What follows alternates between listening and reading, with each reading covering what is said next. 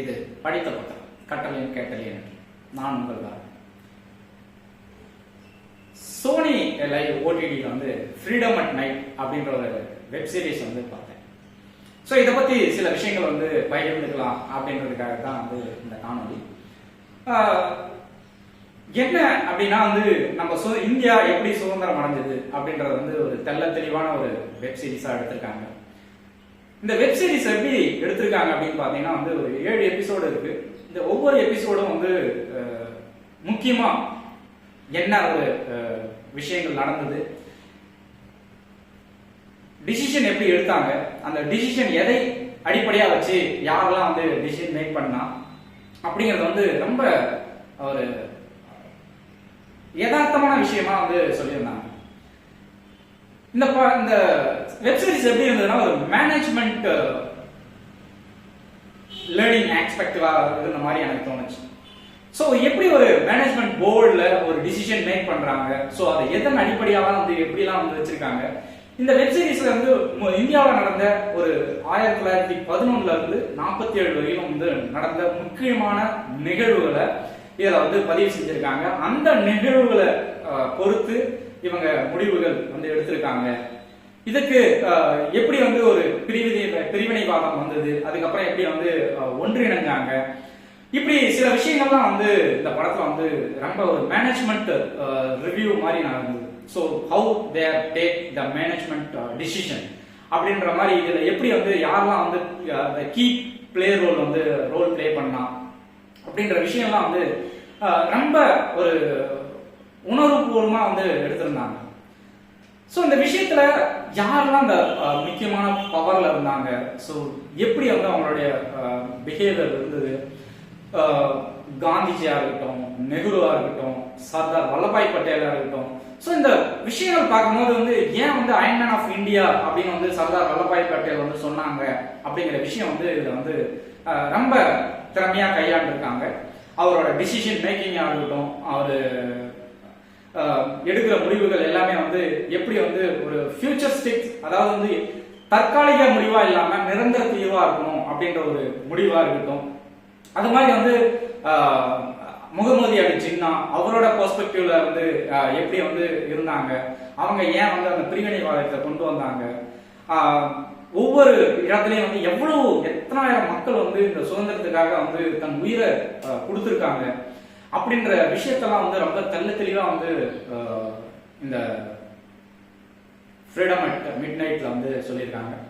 So இதுல எல்லாமே எங்கேயுமே வந்து ஒரு லேகிங் இல்லாம, ஒரு தொய்வு இல்லாம, எப்படி வந்து the progress of India 19th செஞ்சுரியில இருந்து 1947 வந்து நமக்கு சுதந்திரம் கிடைத்த வரைக்கும் வந்து இந்த ஒரு 47 வருடத்தை மட்டும் வந்து நமக்கு வந்து காட்டியிருக்காங்க.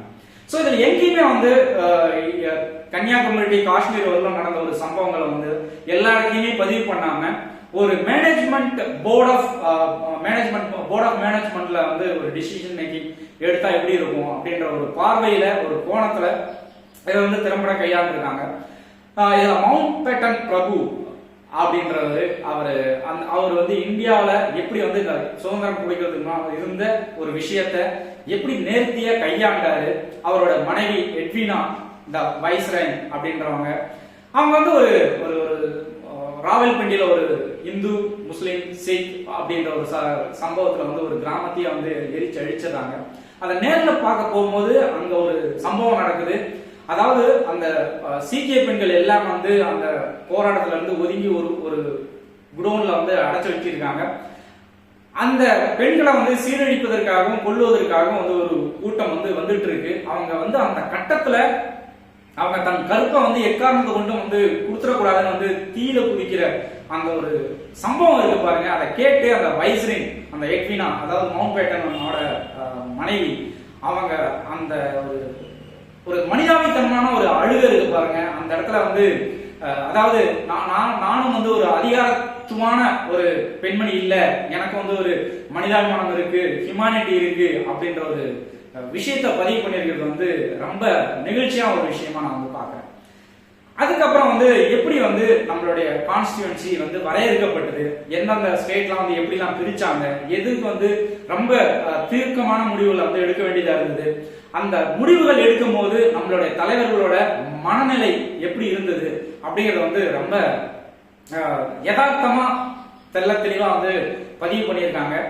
கட்டாயமா வந்து சுதந்திரம் எப்படி கிடைச்சது அப்படின்ற ஒரு தெரிஞ்சுக்கணும். அதாவது வந்து நீங்க காந்தியோட சுயசரிதையா இருக்கட்டும், இல்ல நேரோட சுயசரி பயோகிராஃபியா இருக்கட்டும், இப்படி எல்லாத்தையும் நீங்க படிச்சு ஒவ்வொரு பெர்ஸ்பெக்டிவா தெரிஞ்சுக்கிறதோட இது வந்து இந்த காமனா வந்து தெரிஞ்சுக்கிறதுல வந்து ரொம்ப நல்லா ஒரு அட்டம்ப்டா இருந்தது இந்த மூவி.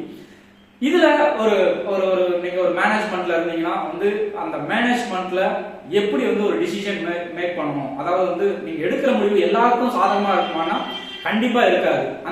அதுல யாருக்கு வந்து பெனிஃபிஷியலா இருக்கும், அதே மாதிரி அந்த முடிவுகள் வந்து ஒரு தற்காலிகமான முடிவா இல்லாம ஒரு நிரந்தர தீர்வா இருக்கணும். அப்படின்னா நம்ம வந்து எப்படி ஒரு முடிவு எடுக்கணும் அப்படின்ற ஒரு மேனேஜ்மெண்ட் டிசிஷன் மேக்கிங் எப்படி இருக்கணும் அப்படின்றத வந்து இந்த வெப் சீரிஸ் நம்ம தெரிஞ்சுக்க முடியுது. கட்டாயம் நீங்க பாருங்க. இது வந்து உங்களுக்கும் நான் என்ன ஃபீல் பண்ணணும் அது உங்களுக்கும் ஃபீல் ஆகும். கண்டிப்பா பாருங்க. நன்றி.